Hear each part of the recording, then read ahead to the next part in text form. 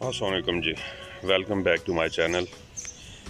आज मैं रोज़ की एक और फीडिंग करने जा रहा हूँ और ये बेस फीडिंग होगी, यानी इसकी बेस में दूंगा, पॉट में दूंगा। अगर आपके गुलाब ज़मीन में लगे हुए हैं तो आप ज़मीन में देंगे ये फीडिंग उनको।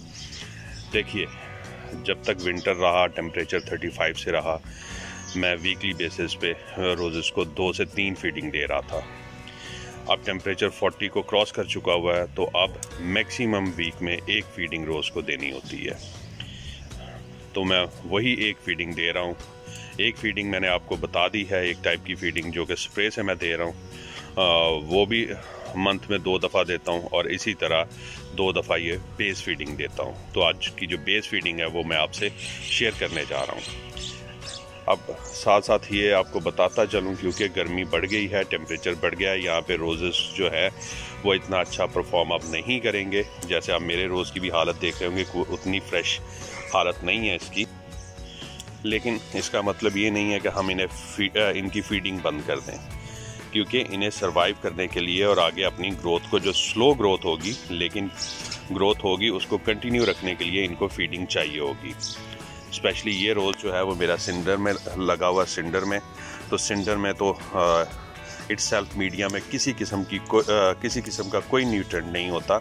जो हम देते हैं वही उसको मिलता है। तो सॉइल में तो फिर भी कुछ ना कुछ मिलता रहता है, लेकिन सिंडर में बिल्कुल नहीं होता। तो इसलिए हमें ये फीडिंग करनी पड़ेगी। तो चलिए चल के मैं आपसे अपनी फीडिंग शेयर करता हूँ।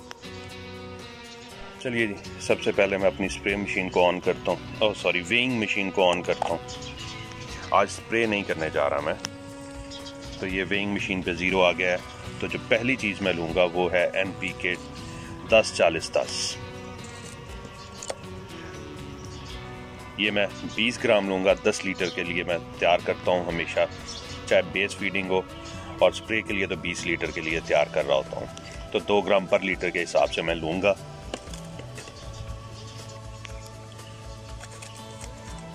10-40-10, जिसमें 10% नाइट्रोजन है, 40% फास्फोरस है और 10% जो है वो पोटाश है। तो ये 18 हो गया।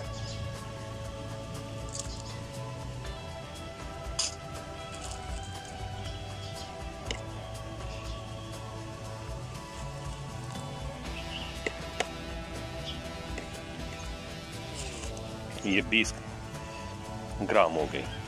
अब इसमें 10 ग्राम मैं लूँगा। फिर बता रहा हूँ, ये मैं 10 लीटर के लिए बना रहा हूँ, तो ये 1 ग्राम पर लीटर के हिसाब से लूँगा magnesium sulphate, Epsom salt.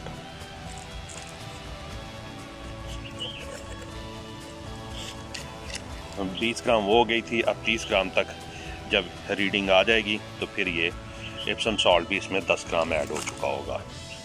Epsom salt हल्का होता है, इसलिए ये ज़्यादा क्वांटिटी ऐड होती है एज़ कम्पेयर टू NPK के।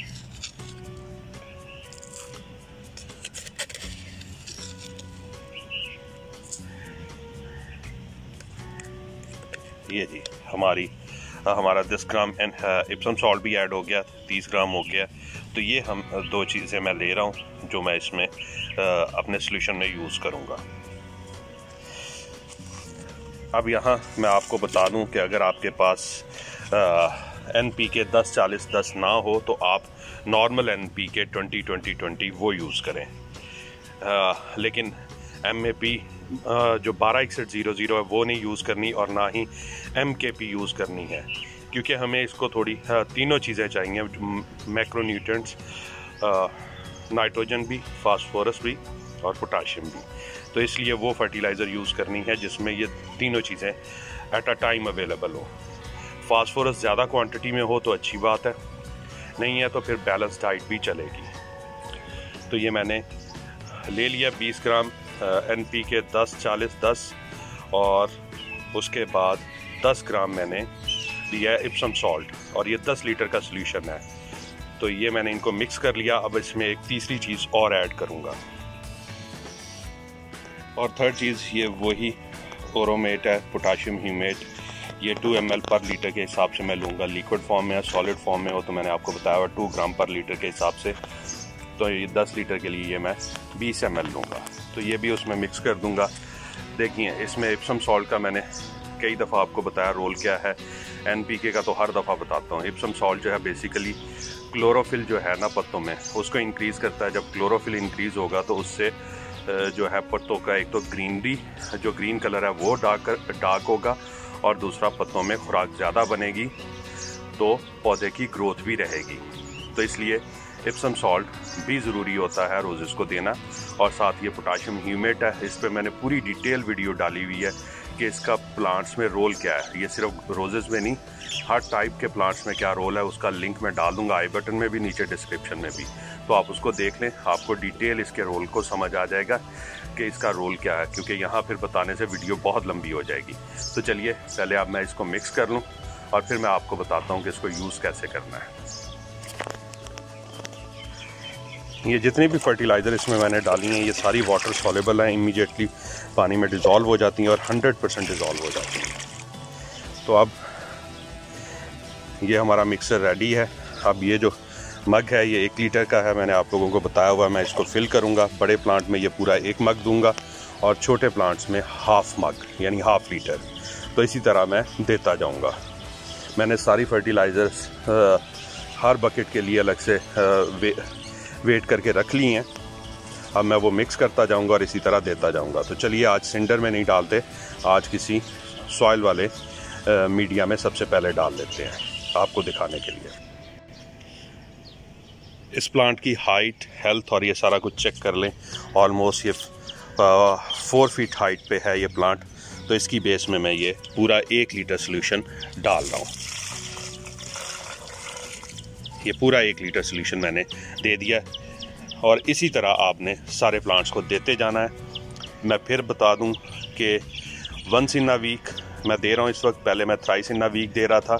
और इससे ज़्यादा आपने 1 वीक में फर्टिलाइज़र नहीं देनी जब टेम्परेचर 40 या 40 को क्रॉस कर जाए। या वंस इन अ वीक देंगे या वंस इन अ 10 डेज़ देंगे। तो maximum once in a week देनी है। तो ये मैं इस हिसाब से चल रहा हूँ। मैंने आपको 2 फीडिंग इसकी स्प्रे की बता दी, वो मैं मंथ में अब 2 करूँगा और 2 ही फीडिंग जो है इस तरह बेस में दूंगा। क्योंकि स्प्रे करें वो पत्तों तक आती है, लेकिन रूट्स में भी कुछ ना कुछ फीड रहनी चाहिए ताकि पौधा वहाँ से भी अपनी ज़रूरत के मुताबिक थोड़ी बहुत खुराक ले सके। क्योंकि हमें तो नहीं पता कि कब उसकी खुराक ख़त्म होगी। पत्तों की खुराक जल्दी ख़त्म हो जाती है, जो आप बेस में देते हैं वो कुछ ज़्यादा दिन रिटेन रहती है। तो इसलिए बेस में भी खुराक देना ज़रूरी होती है। अब ये देखिए ये दोनों छोटे पौधे हैं, छोटे पॉट में लगे हुए हैं, बिल्कुल छोटे हैं। अभी 6, 7, 8 इंच की ग्रोथ है इनकी। तो इनको मैं हाफ लीटर दूंगा। ये मग मेरे पास आ गया, इसको आधा इसको दे दूंगा और इसी तरह हाफ ये दूसरे पौधे को दे दूंगा। तो ये तरीका होता है फर्टिलाइज़ करने का। फर्टिलाइज़ हमेशा रेगुलर बेसिस पे किया करें। जिस तरह आप खुद एक रेगुलर बेसिस पे खाना खाते हैं, टाइमली खाना खाते हैं, उसी तरह पौधों को भी चाहिए होता है। तो इसलिए इनको रेगुलर बेसिस पे फर्टिलाइज़ किया करें। तो उम्मीद है ये पॉइंट समझ आ गए होंगे। तो अब मुझे इजाज़त दीजिए, बहुत जल्दी किसी और इन्फॉर्मेटिव वीडियो के साथ हाजिर होऊंगा। दुआओं में याद रखिएगा। अल्लाह हाफिज़।